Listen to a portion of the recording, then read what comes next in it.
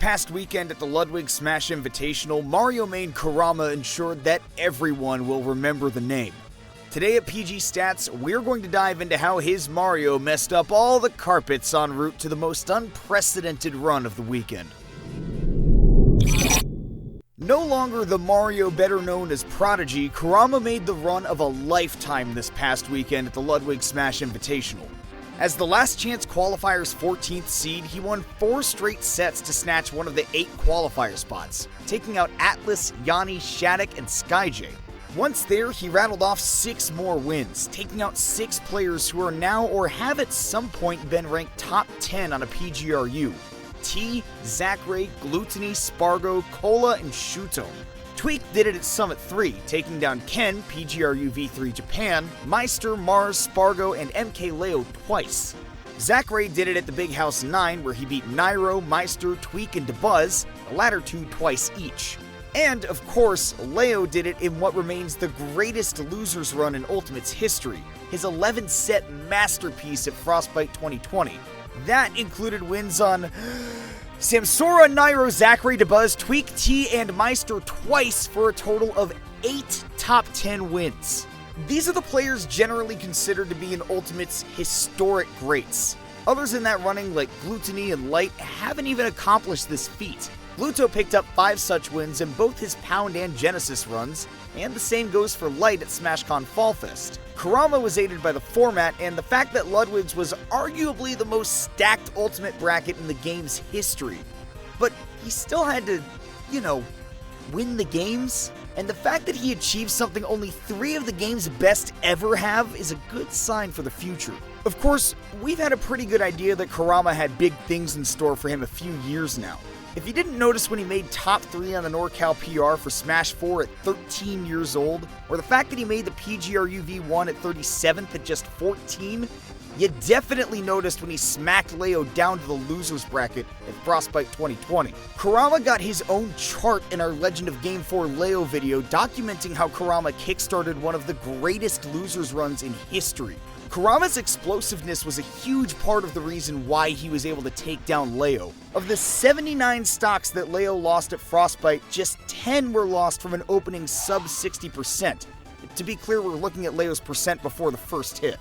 His survivability during this run was nothing short of incredible, as he lived to 110.7% on average. Kurama took Leo's stock sub 60 4 times at Frostbite, accounting for 40% of such deaths in Leo's run. And at Ludwig's as well, Kurama was explosive, and to no surprise. Of the 97 stocks he took in his 9 streamed wins, as the first LCQ set against Atlas was off stream, 14 of those stocks were taken sub 60. Truly impressive stuff. Against 3 of his opponents, Shattuck, Cola, and Shutone, Kurama was able to take 3 stocks sub 60. But as good as that is, the 14.7 sub 60 stock deletion rate Kurama rocked in his wins at Ludwig pales in comparison to his explosiveness against Leo at Frostbite, where 4 of 9, or 44%, were taken that early. Is that an unfair comparison? Of course it is. That was a performance that will go down as one of the greatest individual set performances in Smash Ultimate history. But it does raise the question, what else did Kurama do to win at Ludwig's if he was averaging under half as many explosive stocks as he did in his most legendary set win? For one thing, Kurama was still explosive even when he didn't take stocks early. 65 times, Kurama's opponents lived to at least 100%. On 17 of those occasions, he was able to rack up a single opening of at least 50% damage, and on average, he was able to rack up an opening of 41.4%, or if you prefer, the median was 42. Here's a graphical look at just how little Kurama's opponents actually got to play the game against him. The red part represents the part of the game where his opponents were dead.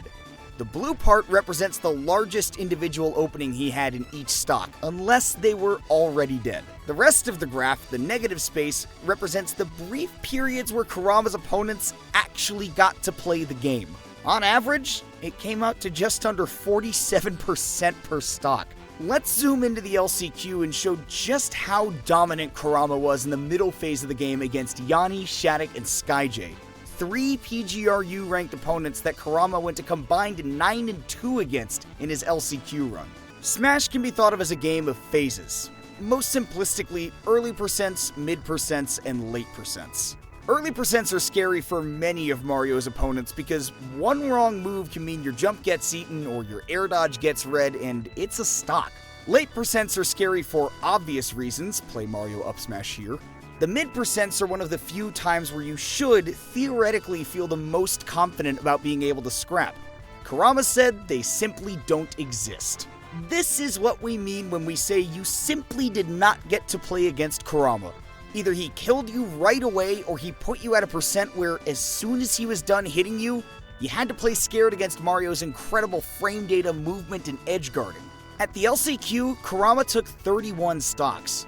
Looking at the 50 to 80% damage range, Kurama's opponents had a combined 930% to live through.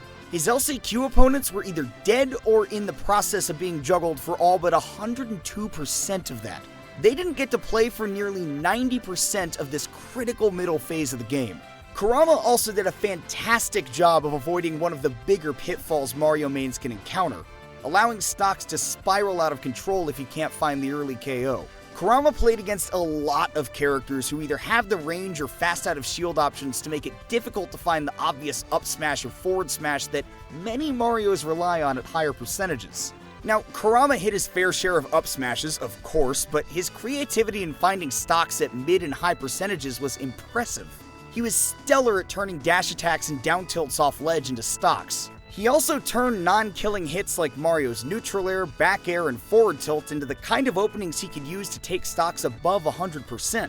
And that's huge against top-level opponents like the ones he faced at LSI, who know better and will play anti-grab and anti-up smash when the time comes.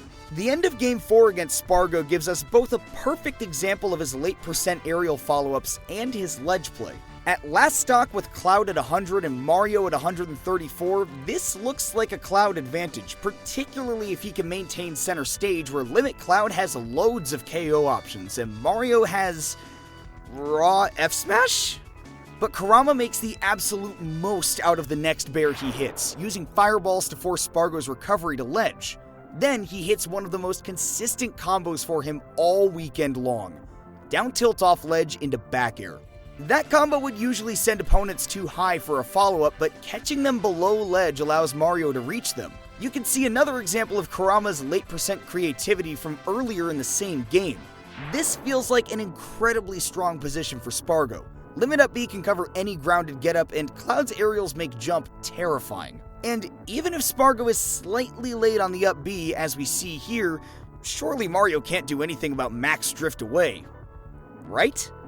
We can't blame you if you thought so too, and most Marios probably wouldn't have made anything out of this situation, either going for a low reward grab or whiffing a KO move like up smash or forward smash, both of which would have been far too late. But pivot cancel F tilt gave Kurama just enough of a speed boost to reach Cloud while he was still in lag, and it sent him to an awkward space near the ledge where Spargo felt compelled to pick a quick option. Spargo tried fair to catch Kurama going for a greedy edgeguard, but Kurama didn't commit the big Mario mistake and overextend. Instead, he calmly tossed a fireball, and once that hit Cloud's fair, he knew he had an easy dash attack punish at the ledge. Again, Kurama was patient and whiff punishes one final fair attempt to clear the stock. But we still haven't gotten to the real game changer for Kurama, the part of his game that allowed him to piece together the greatest run of his career: his defense.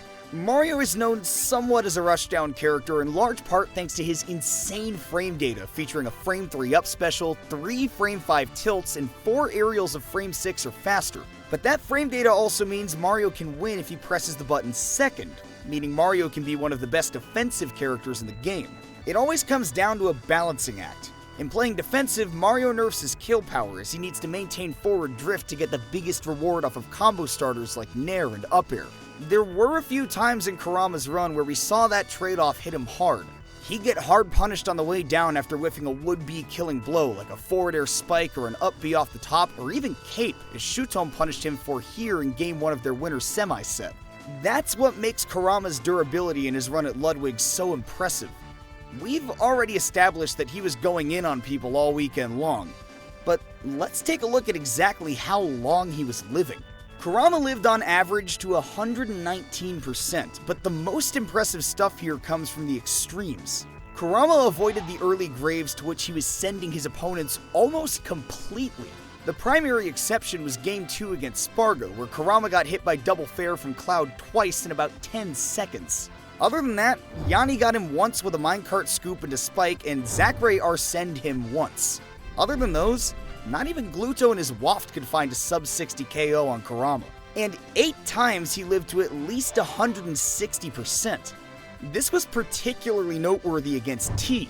Pac-Man has the quick attacks and recovery options from long distances to successfully escape a lot of Kurama's longer combos. T was one of Kurama's 2 set wins to go the distance. The difference wasn't his early KOs. He got just 1 sub-60 KO against T. The difference was the 4 times he lived to 160%. This is practically unheard of against T.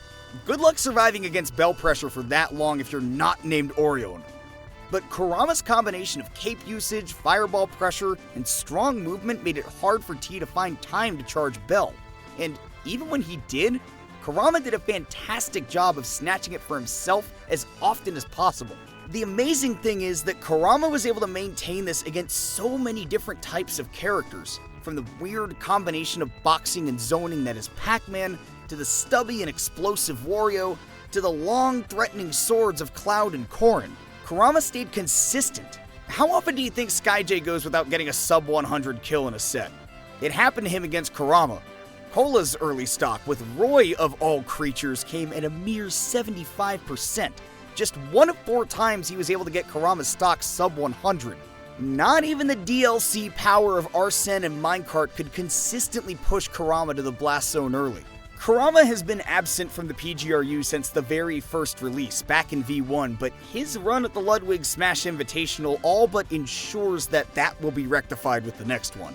Kurama just put up one of Smash Ultimate's historically great performances, a run that can only be measured up to by a select few of the game's most fantastic players.